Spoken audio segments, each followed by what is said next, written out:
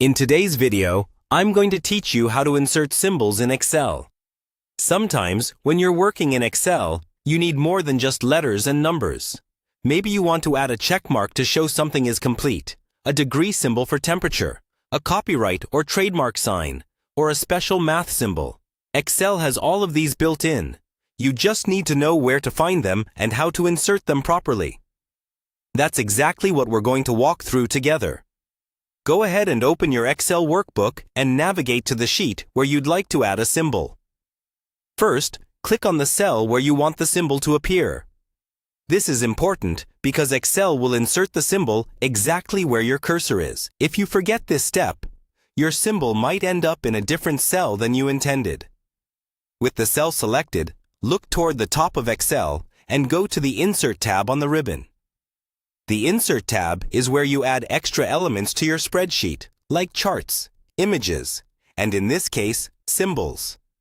Once you're on the Insert tab, move to the right side of the ribbon and look for the Symbols group. There, you'll see an option labeled Symbol. Click that, and a symbol dialog box will appear. This dialog box is your main tool for inserting any kind of special character. At the top, you can choose a font. Some fonts, like standard ones you use every day, contain basic symbols such as degree, plus minus, and arrows. Others, like symbol-focused fonts, contain more decorative or mathematical characters.